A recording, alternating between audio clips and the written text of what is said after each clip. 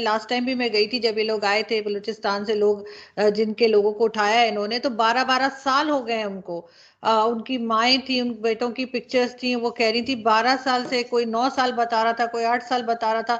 मतलब क्या इन्होंने तरीका बना रखा है। किस्मती है हमारी कि पाकिस्तान के अंदर ख़ुसूसन बलूचिस्तान के अंदर सवाल उठाने वाले को ही उठा लिया जाता है। ये जो इन्फोर्स्ड डिसअपीयरेंसेस का मसला है, ये मसला ये है कि जो इश्यूज हैं नौजवानों के, जो इश्यूज हैं बलोचों के, वो बहुत जेन्युइन इश्यूज हैं।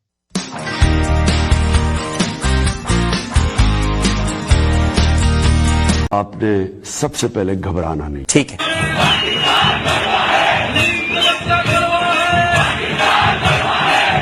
पंजाब में भी जो कुछ हो रहा है कोई इतना अच्छा नहीं है, खैबर पख्तूनख्वा में भी इतना अच्छा नहीं है, सिंध में भी, यानी लोग जनरली हर जगह तंग हैं।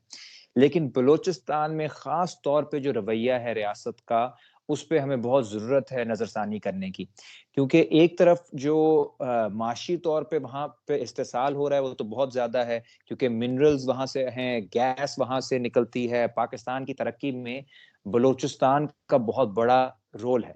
लेकिन बदकिस्मती है कि बलूचिस्तान इस वक्त पाकिस्तान का गरीब तरीन सूबा है। अभी प्रोफेसर हफीज पाशा साहब की एक स्टडी आई है इनइक्वालिटी के ऊपर, और उन्होंने दिखाया है कि पाकिस्तान भर में इनइक्वालिटी बढ़ रही है, लेकिन उन्होंने ये दिखाया कि किस तरह बलूचिस्तान जो है वो बिल्कुल भी उसमें ग्रोथ नहीं हो रही। जो पैसा बलूचिस्तान के अंदर बन रहा है वो या तो चंद सरदारों के पास आ रहा है, या वो मुंतकिल हो रहा है जो अशराफिया है पाकिस्तान की, जो पंजाब में है, कुछ सिंध में है, कुछ खैबर पख्तूनख्वा में है, लेकिन बलोचों तक वो नहीं पहुंच रहा, जिसकी वजह से बहुत ज्यादा वहां पे गुर्बत है और बहुत ज्यादा एक शदीद रद्द-ए-अमल आ रहा है। और ऐसे में आप जाहिर है नौजवान जो हैं, जब उनके पास नौकरियां नहीं होंगी, उनके पास कोई कोई फैसिलिटीज नहीं होंगी, तो वो मुजाहरे करेंगे, वो एहतजाज करेंगे, वो सवाल उठाएंगे। और बदकिस्मती है हमारी कि पाकिस्तान के अंदर ख़ुसूसन बलूचिस्तान के अंदर सवाल उठाने वाले को ही उठा लिया जाता है। ये जो इन्फोर्स्ड डिसअपीयरेंसेस का मसला है, ये मसला ये है कि जो इश्यूज हैं नौजवानों के, जो इश्यूज हैं बलोचों के, वो बहुत जेन्युइन इश्यूज हैं। वो कोई फॉरेन फंडेड इशू नहीं है, वो कोई ऐसा इशू नहीं है जो कहीं बाहर से आ रहा है। बाहर वाली कुव्वतें जाहिर है उसको उसका फायदा उठा सकती हैं, लेकिन हमारी जो पहली कमिटमेंट है वो तो अपनों के साथ होनी चाहिए, अपने आइन के साथ होनी चाहिए, अपनी जो जिम्मेदारियां हैं बहैसियत रियासत और शहरी, वो होनी चाहिए। लेकिन हम वो पूरी नहीं करते। हम शहरियों को तहफ़्फ़ुज़ नहीं देते, हम उन्हें तालीम नहीं देते, हम उन्हें सेहत नहीं देते, हम उन्हें नौकरियां नहीं देते। और जब हम उनसे मुस्तकबिल छीन लेते हैं और वो सवाल करते हैं कि क्यों ये सब उनके साथ हो रहा है, तो कभी हम उन्हें गद्दार कह देते हैं, कभी उन्हें काफिर कह देते हैं, कभी उन्हें उठा लेते हैं। ये जो जबरी गुमशुदगियों का मसला है, ये कई सालों से हो रहा है। और आपको पता है पंजाब में भी हुआ, आमना मसूद जंजुआ जो हैं उनके साथ उनके हस्बैंड को 2004-5 में गलबन उठा लिया, और उसके बाद ये पॉलिसी बलूचिस्तान के अंदर लाई गई 2005-6 में, जब कशीदगी बढ़ गई, खासतौर पे अकबर बुगटी की शहादत के बाद ये मसला और बढ़ गया। और मामला बहुत सिंपल था, सादा था। एक एक रेप का केस था जिसके ऊपर बलोचों ने इल्जाम लगाया था कि एक कप्तान ने रेप किया है बलूचिस्तान के अंदर। और वो उसके ऊपर अकबर बुगटी ने भी स्टैंड लिया, बाकियों ने भी, बहुत नौजवानों ने स्टैंड लिया।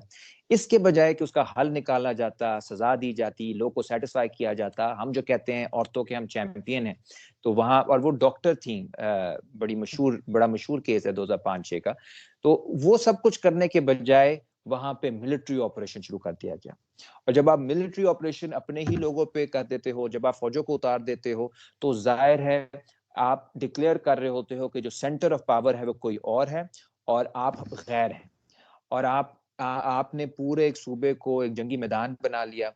लोग जो हैं नौजवान, वो पहाड़ों की तरफ भाग गए, हथियार उठा लिया। जाहिर है उसमें से फिर फॉरेन इंटेलिजेंस एजेंसीज भी इन्वॉल्व होती हैं।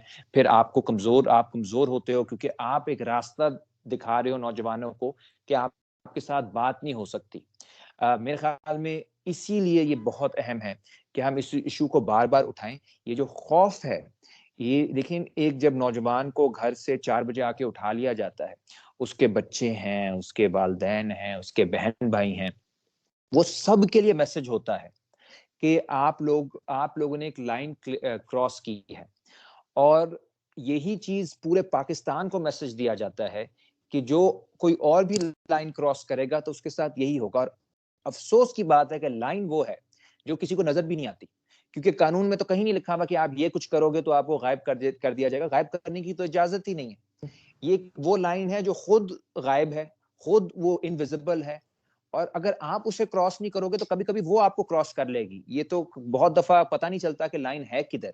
और ये जनरल मुशर्रफ के दौर में शुरू हुआ, आज तक हो रहा है। अभी बलूचिस्तान यूनिवर्सिटी के 2 नौजवानों को हॉस्टल से निकाला गया, हॉस्टल से उठा के गायब किया गया। अब आप देखिए ना, हॉस्टलों से आप बच्चों को उठाएंगे, गायब करेंगे, और बच्चे क्या कर ज्यादा क्या तनकीद कर रहे होंगे रियासत पे। 18-19 साल के बच्चे आप दुनिया में किसी मुल्क में चले जाए तनकीद करते हैं, उनके सवाल होते हैं जहन में, और गरीब मुल्कों में, गरीब इलाकों में ज्यादा होता है। तो आप जबर के जरिए मसाइल का हल नहीं कर सकेंगे। वो बच्चे अभी उधर एहतजाज कर रहे हैं, उनके दोस्त क्वेटा में, और आप देख रहे हैं कल इस्लामाबाद में बहुत बड़ी मार्च हो रही है इन्फोर्स्ड डिसअपीयरेंसेस के ऊपर। इसे आमना मसूद जंजुआ लीड कर रही हैं, एक समीदीन बलोच हैं वो उसे लीड कर रही हैं, और पूरे पाकिस्तान से वहाँ लोग आएंगे, नौजवान आएंगे, लवाकिन आएंगे, उन लोग के जो कि डिसअपीयर्ड हैं, और ये मुतालबा रखेंगे कि यार हमारा जो आपसे मुतालबा है वो कोई बैरूनी एजेंडा नहीं है, वो वही है जो आपने आइन में लिखा है कि जो लाइफ को प्रोटेक्ट, राइट टू लाइफ है, वो ये रियासत हमें देती है। अगर तो वो जो आइन आपने बनाया है वो कोई फॉरेन एजेंडा पे है, वो अगर कोई इंडियन कॉन्स्टिट्यूशन है या इजरायली है, कोई और है, तो फिर हमें क्लियर करके बता दें। लेकिन कम से कम ये मजाक ना हमसे करें कि जिस बुनियाद पे आपने ये मुल्क चलाना है, जो कवानीन जिसके जरिए आपने तहफ़्फ़ुज़ देना है हमें, वो ऐसा लगता है जैसे कोई मजाक है, उसकी कोई कोई कोई सैंक्टिटी नहीं रही। सो जो तोड़ रहे हैं मुल्क को, जो कमजोर कर रहे हैं मुल्क को, वो कुव्वतें हैं जो अपने ही बनाए हुए आइन को कमजोर कर रही हैं, वो नहीं जो अपने हक के लिए निकल रहे हैं। लेकिन हमारी तनकीद क्यों ना की जाए, ये बात इनकी समझ में क्यों नहीं आती? क्योंकि ये बात सिर्फ बलूचिस्तान तक नहीं है, जैसे आपने भी कहा कि पूरे मुल्क में फैला हुआ है कि किसी को भी उठा के ले जाते हैं, किसी को भी डिसअपेयर कर देते हैं। और खास तौर पे जर्नलिस्ट, इस्लामाबाद के जर्नलिस्ट जो है सबसे ज्यादा, अगर आप देखें, सबसे ज्यादा अटैक्स जो है वो अभी रिसेंटली इस्लामाबाद में ही हुए हैं, चाहे वो हामिद मीर साहब हो, चाहे सत्तूर हो, चाहे कोई भी हो। तो इस तरह के जो है एक्टिविटीज ये करते हैं, तो इनका ख्याल है दुनिया नहीं देख रही। और बलूचिस्तान में मैंने लास्ट टाइम भी मैं गई थी, जब ये लोग आए थे बलूचिस्तान से, लोग जिनके लोगों को उठाया है इन्होंने, तो 12-12 साल हो गए हैं उनको। उनकी माएँ थी, उन बेटों की पिक्चर्स थी, वो कह रही थी 12 साल से, कोई 9 साल बता रहा था, कोई 8 साल बता रहा था। मतलब क्या इन्होंने तरीका बना रखा है। उसके बाद इस ये कह के तो इनका इनका पीछा नहीं छूट सकता कि कहते हैं जी किसी और कंट्री से हमारे यहाँ जो है वो कुछ गड़बड़ हो रही है, तो इसलिए हम ऐसा करते हैं। ये चीज तो बहुत दिनों से हम देख रहे हैं और बढ़ती ही चली जा रही है। देखिए, अगर तो बाहर से आके इतने ज्यादा लोग गायब हो रहे हैं या गायब किए जा रहे हैं, अगर तो ये सच है, तो पहले तो फिर सवाल आप पे आता है कि जी क्यों इतने लोग बाहर से आ रहे हैं, क्यों गायब कर रहे हैं, आप तहफ़्फ़ुज़ क्यों नहीं कर रहे? आपके मुल्क में कोई भी आके उठा के किसी को ले जाएगा और आप देखते रहेंगे। ये तो हम्म। मेरे ख्याल बिल्कुल ही फजूल बात है। और ये आप देखें, ये दोनों मुल्कों का, पाकिस्तान इंडिया का, ये कोई मसला है कि जो हक की बात करते हैं मुल्कों में, जो पाकिस्तान में हक की बात करता है वो रॉ एजेंट बन जाता है, जो इंडिया में हक की बात करता है वो आईएसआई एजेंट बन जाता है। ये दोनों एक दूसरे को पागल बना रहे हैं, अवाम को पागल बना रहे हैं, एक दूसरे को इस्तेमाल कर रहे हैं अपने लोगों पे जुल्म करने के लिए। देखिए ना, ये हर, यानी जो आपकी आइन की बात करेगा, जो ह्यूमन राइट्स की बात करेगा, जो हम्म। तरक्की की बात करेगा, जो आजादी की बात करेगा, वो दूसरे के एजेंडे पे चल रहा है। तो आपका एजेंडा क्या है? लोगों को गायब करना, बदमाशी करना, दबाना, लोगों को घरों से उठाना, उनको टॉर्चर करना, उनकी मस्तशुदा लाशें फेंक देना, ये आपका एजेंडा है। तो दूसरा एजेंडा तो फिर बहुत बेहतर है। देखिए ना, ये हमारे जो दोस्त हैं इंडिया में, जेएनयू में, उनके साथ भी यही हुआ। उन्होंने आजादी की बात की, उन्होंने हकूक की बात की, तो उनको कहा आईएसआई के एजेंट है। ये तमाशा है, ये खत्म होना चाहिए। लोगों के जेन्युइन सवाल हैं। बहुत मुश्किल दौर से गुजर रही है पूरी दुनिया, और पाकिस्तान और बड़े सगीर बहुत ज्यादा मुश्किल दौर से गुजर रहा है। तो उसके अंदर सवाल लोग के बनेंगे। आप बेहतरी की तरफ तभी जाएंगे जब इन सवालों का आप जवाब तलाश करेंगे। हमारी तो हालत ये हो गई है कि हमें तो वो सही सवाल ही पूछने नहीं दे रहे। यानी आप सवाल ही हमारे अलग हो गए ना। आज भी हम देख रहे थे, और रहमतुल्लाह आलमीन अथॉरिटी के उन्होंने कोई बना लिए हैं बंदे जो कह रहे हैं कि जी सारी दुनिया पाकिस्तान से जलती है, और पाकिस्तान तो सुपर पावर बन जाएगा, ग्लोबल जायनिज्म भी हमारे खिलाफ है। और यानी आप लोगों को गलत सवालों में उलझा रहे हो। जब सवाल ही आपका गलत होगा तो जवाब आपको कैसे मिलेगा? ये बहुत कौमों की खुशकिस्मती होती है कि उन्हें कभी सही सवाल मिल जाए, जो उनके अहद का सवाल है, जो उनके वक्त का सवाल है। हमारे अहद का सवाल ये नहीं है कि हमने किस तरह से यहाँ जो जो काफिरों के ऊपर हमने हमले करने हैं या हमने कोई खिलाफत बनानी है या ग्लोबल ज़ायनिज़्म, ये सवाल नहीं है। बड़े सवाल ये हैं कि किस तरह से हम यहाँ पे स्टेबिलिटी लेकर आए, हम तरक्की लेकर आए, हम लोगों को नौकरियां दें, हम साफ पानी दें, हम सेहत दें, हम तालीम दें, हम साइंस के अंदर आगे जाएं। जो 21वीं सदी के बड़े सवाल हैं उनके साथ डील करना पड़ेगा हमें। हमें हमें उलझाया जा रहा है गलत सवालों में। सो आई थिंक बलूचिस्तान या कोई भी जो जो जो ऐसा इलाका जहाँ पे आपको जबर ज्यादा नजर आता है, वो हमें ये उस पर बात करना इसीलिए जरूरी है क्योंकि वो हमें दिखाता है कि हकीकत क्या है और कहाँ कैसे हम नए सवाल पूछ सकते हैं। ये जो सवाल कल पूछेंगे सारे नौजवान आके इस्लामाबाद में कि भाई हमारे प्यारे कहाँ हैं, वो सवाल सिर्फ रियासत से नहीं होगा, वो सवाल पूरे कौम से होगा, पूरे पाकिस्तान से होगा कि यार अगर तो हम आपके शहरी हैं, तो शहरी होने का मतलब तो ये है कि अगर आपके साथ कोई ज्यादती होती है तो वो आपके साथ सिर्फ ज्यादती नहीं हुई, वो असूल की नफी हुई है जिसके तहत मुझे भी तहफ्फुज हासिल है। सो एक को जब एक का दुख का सबका दुख, ये हमारा एक नारा है पुराना लेफ्ट का कि जी आपको फील करना है क्योंकि असूल की नफी हुई है। अगर आपके साथ ज्यादती हुई है तो मैं भी गैर महफूज फील करूंगा क्योंकि भाई वो असूल ही खत्म हो रहे हैं। So we have to stand with each other. और ये चीज अब इन्हें इस्लामाबाद में मुझे उम्मीद है कल लोग निकलेंगे और ओवरऑल भी एक कैंपेन बनेगी कि हम अगर एक मुल्क हैं, अगर हम सब शहरी हैं, तो फिर हमें एक दूसरे के दर्द को समझना पड़ेगा, ना कि लोगों को हम उनके जो दुख है उन्हें रद्द कर दें कि शायद ये तो हमारा दुख है ही नहीं, ये तो कोई गैर का दुख है। नहीं, डेफिनेटली ये करना होगा। और अब अच्छी बात ये कि लोग बोलना शुरू हो गए हैं, लोग बात करना शुरू हो गए हैं, लोग अब पहले की तरह डरते नहीं है। लेकिन साथ ही अगर हम इकोनॉमी की बात करें पाकिस्तान में, और आप देख रहे हैं कि क्या हालत है मुल्क की, और जगह जगह जो है वो पैसे मांगते फिरते हैं, जबकि कहा तो ये था इमरान खान साहब ने कि मैं खुदकुशी कर लूंगा। लेकिन खैर खान साहब की बात नहीं, उनसे पहले गवर्नमेंट्स भी यही कुछ करती रही हैं। लेकिन पहले एक चीज जो मुझे मुख्तलिफ लगी अभी, वो ये कि पहले सिर्फ पॉलिटिशियंस की बात की जाती थी, हर पॉलिटिशियन का नाम लिया जाता था, इन्होंने करप्शन की है। लेकिन अब लोगों को पता लगा कि जो रिटायर्ड आर्मी ऑफिसर्स हैं उनके पास क्या कुछ है, चाहे वो आसिम सलीम बाजवा हो या कोई दूसरे हो।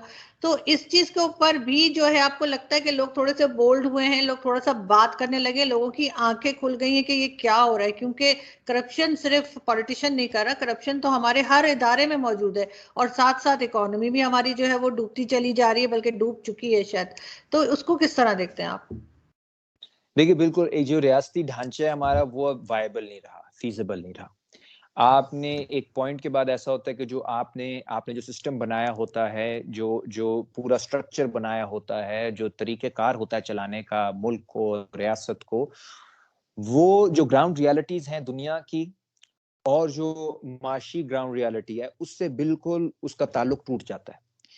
हमारा भी बदकिस्मती से ये हो रहा है कि जो एक अशराफिया का तरीकेकार था पाकिस्तान को चलाने का, जिसमें जर्नैल भी हैं, जिसमें सियासतदान भी हैं, जिसमें ब्यूरोक्रेट भी हैं, उसमें आपको मजहबी लीडर भी मिलेंगे, वो खास तरह का एक तरीकेकार था। और वो उसको मैं तो ये समझता हूँ कि ऐसा था कि आपने बुनियादी तौर पे अवाम को कुर्बानी का बकरा बनाना है, आपने अपने जो सारे शौक हैं वो पूरे करने हैं, और इस एक गंदी किस्म के सिस्टम को चलाने के लिए आपने आईएमएफ से पैसा ले लेना है। जब पैसा वो आपका सारा लग जाएगा गोल्फ कोर्सेज में, वो आपका लग जाएगा हाउसिंग सोसाइटीज में, वो आपका लग जाएगा दुबई और पेरिस में प्लॉट खरीदने में।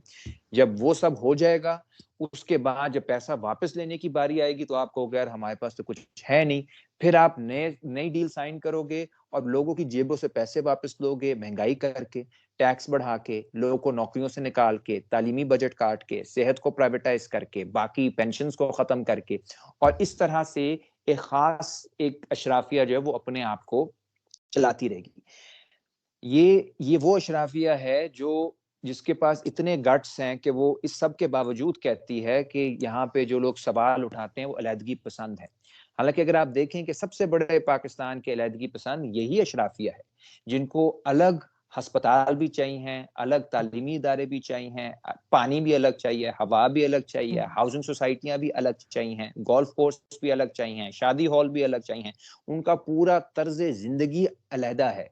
पाकिस्तान से। लेकिन ये तो इनको मैं कहता ही सेपरेटिस्ट एलीट हूँ, ये अलहदगी पसंद अशराफिया है, लेकिन ये बाकियों पे ये जुर्रत करती है इल्जाम लगाने की कि ये अलहदगी पसंद है, जबकि इनकी अपना ख्वाहिश है कि ये बिल्कुल पाकिस्तान से कट के कहीं और चले जाएं, और अक्सर तो मुल्क छोड़ के चले जाते हैं जैसे ही खत्म होता है उनका टेन्योर या गवर्नमेंट खत्म होती है।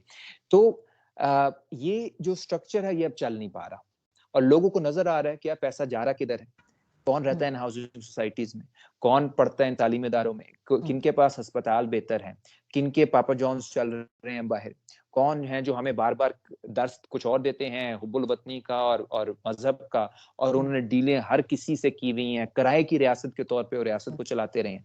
हमें इन चीजों को समझना है, और मैं पाकिस्तान जैसे मुल्क के लिए जाहिर है आपको डिफेंस स्ट्रॉन्ग चाहिए, लेकिन ये जो पर्सनल एक एम्बेजलमेंट है, करप्शन है, या बस अपने लिए एक अलग दुनिया बनाना, उसको अगर आप डिफेंस कह दोगे, उसको आप अगर हुब्बुल वतनी कह दोगे, उसको अगर आप इस्लाम कह दोगे, तो उससे ये फैक्ट चेंज नहीं होगा कि ये सब कुछ है करप्शन। ये करप्शन है, और करप्शन को बचाने के लिए आपने लफ्जों को भी करप्ट कर दिया है, आपने हुब्बुल वतनी को भी करप्ट कर दिया है, आपने मजहब के नाम को भी करप्ट किया है, आपने हर वो लफ्ज जो हमें जिसकी हम इज्जत करते हैं उसको आपने बेईमानी और खोखला कर दिया है, सिर्फ अपने आप को यहाँ पे एक ताकत में रखने के लिए। सो टाइम आ गया है कि इसको खत्म किया जाए, और लोगों में बिल्कुल शऊर आ रहा है, और आज मुहिब्बे जो वतन है या हुब्बुल वतनी का जो मतलब है वो यही है कि हम कहें कि इस अलहदगी पसंद अशराफिया से निजात दिलाएं। और दूसरा यही है कि इनको इनका अपना काम करना चाहिए ना, जो आर्मी का काम है या फौज का काम है, एस्टैब्लिशमेंट का काम है, बॉर्डर पे खड़े रहें, बॉर्डर की हिफाजत करें। ये आपको क्यों लगता है कि ये आखिर गवर्नमेंट्स में क्यों इंटरफेयर करते हैं, ये हुकूमत क्यों चलाते हैं? अभी भी इमरान खान की भी गवर्नमेंट को यही कहा जाता है कि असल में तो वो बाजवा साहब की गवर्नमेंट है, और ये तो असल में सिर्फ सामने पपेट है। ये कहाँ तक बात सही है? देखिए, जो आम फौजी है या ऑफिसर है, उसके लिए तो पाकिस्तानियों के दिलों में बहुत मोहब्बत है उनके लिए। अभी पिछले दिनों हेलीकॉप्टर क्रैश हुए हैं, 2 दिन पहले 2 मेजर शहीद हुए हैं। बहुत लोग, जाहिर है हम सबके दिलों में बहुत ज्यादा मोहब्बत, हमारे कुछ जानने वाले थे, बल्कि जो बच्चा थे उनके दोस्त थे। तो जो लोग मुल्क के दिफा के लिए जो कुर्बानी देते हैं, जो बॉर्डर पे रहते हैं, जो हकीकी मानों में अपना पूरी जिंदगी को मुल्क के लिए लगा देते हैं, वो बहुत काबिल एहतराम है। मसला है कि अगर एक शख्स जो कि अच्छा पेंटर है, वो ये कहना शुरू कर दे कि मैंने सर्जरी भी मैंने करनी जाके अस्पताल में, और डॉक्टर जो है वो कहना शुरू कर दे कि मैंने टैंक चलाना है, और टैंक चलाने वाला कह दे कि मैंने इकोनॉमिक पॉलिसी बनानी है, ठीक है जी, और इकोनॉमिस्ट जो है वो जाकर कह दे मैंने क्रिकेट खेलनी है, और क्रिकेटर कह दे मैंने प्राइम मिनिस्टर बनना है। तो वही होता है जो इस वक्त पाकिस्तान में हो रहा है। हमें अपने डोमेन्स में रहना सीखना चाहिए। डोमेन में रहना जो है वो बड़ी इज्जत की बात होती है कि मैं अगर प्रोफेसर हूँ तो मेरा काम है लोग को पढ़ाना सिखाना, उसके अंदर मेरी बहुत एक पूरी दुनिया है जो मैं बना सकता हूँ, नाम कमा सकता हूँ, उसमें कंट्रीब्यूट कर सकता हूँ मुल्क के लिए, दुनिया के लिए। तो ये सब कुछ करना चाहिए। एक जो फौजी है वो जब जान दे से खेलता है या वो अपने मुल्क का दफा करता है तो मुल्क के लिए बहुत बड़ी खिदमत कर रहा है। और अगर उसके बाद किसी को शौक है पॉलिटिक्स में आने का, तो सब शहरियों का हक है, जर्नलों का भी हक है, हमारा भी हक है, डॉक्टर्स का भी हक है। वो उसका तरीकेकार है कि एज बतौर शहरी आप आए, इलेक्शन लड़ें, और जिसको शौक है वो करे सियासत। लेकिन ये ऑन ड्यूटी अपनी ड्यूटी भूल के आप कह रहे हो कि यार हमने कौन सी पार्टी बनानी है, किसको तोड़ना है, जोड़ तोड़ करनी है, या कहाँ प्लॉट लेना है, कहाँ नहीं लेना, कहाँ पे इन्वेस्टमेंट करनी है, कहाँ पे, ये चीजें जो हैं ये फिर मजाक बनता है, और मजाक बन रहा है, और उसका नुकसान पाकिस्तान को हो रहा है। बिल्कुल, और इससे निकलने का फिलहाल कोई रास्ता तो नजर आ रहा नहीं, क्योंकि पाकिस्तान काफी सालों से इसी तरह चलता जा रहा है कि गवर्नमेंट जो सामने होती है असल में वो गवर्नमेंट नहीं होती, बल्कि कहीं और गवर्नमेंट बैठी होती है, पिंडी जिसे हम कहते हैं कि पिंडी में बैठी होती है।